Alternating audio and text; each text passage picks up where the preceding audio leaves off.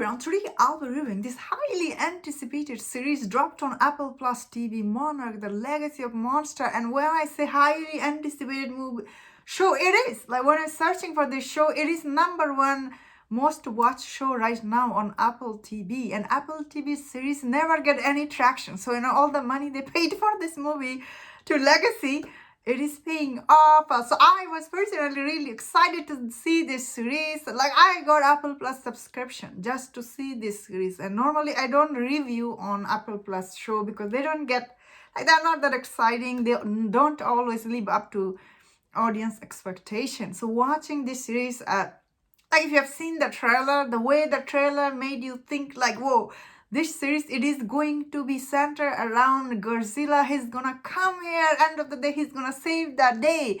That is the last trailer. That's how this show looked like.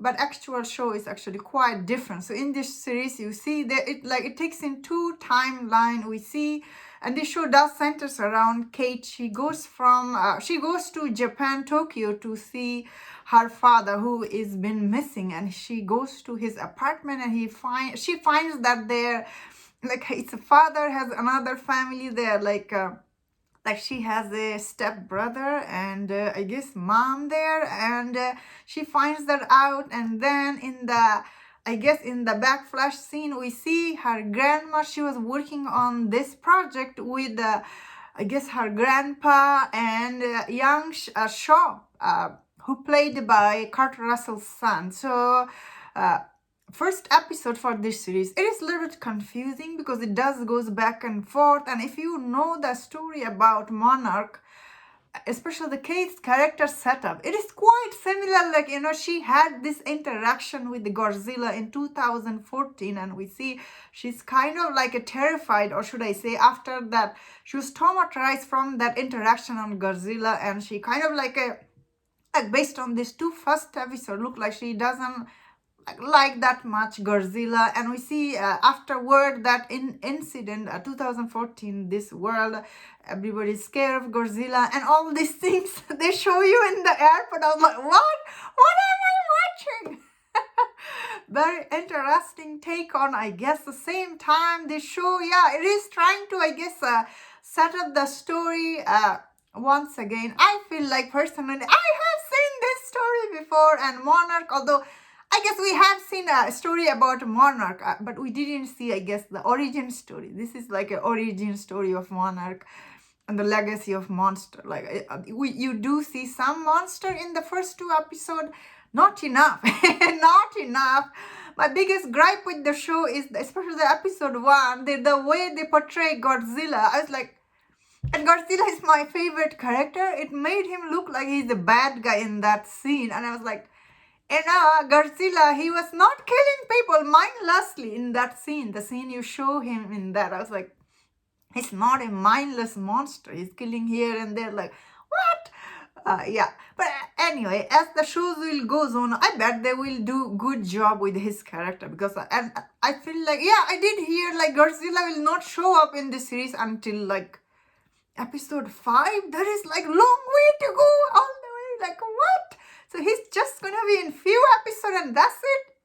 So far in first 2 episodes, they didn't set up who is the real big monster Godzilla fight with. Like the Monarch is doing all this shady thing. Yeah, we always knew that. Did we need the original story of that? No, we don't. We needed all this monster coming here, and at this point, there will be, I guess, a big monster will fight Godzilla, I'm guessing. That means that the cast for this series, they are so beautiful. All the cast members are really pretty looking. Then again, all this Godzilla movie, they always cast, all this top actor, top of their game, they always cast them. That means that I think all this Asian actor, they're casted in this, they are doing really good job. But I do have to say this as a critic, that this series, although it does looks really good, but unfortunately some of the scene, the way it was edited, looks very choppy. So I don't know how this series sitting such a high on Rotten Tomatoes score. Probably because end of the day, still the storytelling and the story, it is engaging, but sometimes as the audience you're like, there's some choppy scene, you feel like some scenes are missing, the next scene is this, because all this back and forth, the backlash, and like the, you go in the back, you are in the present, it creates this atmosphere for the audience. It is a little bit confusing. Same time, I guess it is trying to build this engaging plot line for audience. So is this series worth checking? Like, is it worth subscribing to Apple TV and seeing it right away? I think if you are a huge fan of Godzilla, you should definitely check this out because they are building the story. But I think you could wait out a couple of more episodes. Like, you should see it. Like, you should not subscribe to Apple Plus TV right now. You should subscribe it a little later, like when it's reached to episode 5 or 6, then subscribe, and then you have, I think you will enjoy more about this series, I will say. Because my subscription, end of the day, like I paid, I didn't pay, I guess it was free because I recently got an Apple device, so it was free. If I was paying for this subscription, is it worth it? No, it's not worth it right now. However, it is worth checking, I guess, once it is done. That is what I think personally, and as a critic, that is what I'm gonna say to my audience, and that's my thought on this. Let me know in the comment what do you think about this series. If you enjoyed this review, don't forget to check my other reviews on other series. If you enjoyed this, please subscribe. Until I see you next time, please take care.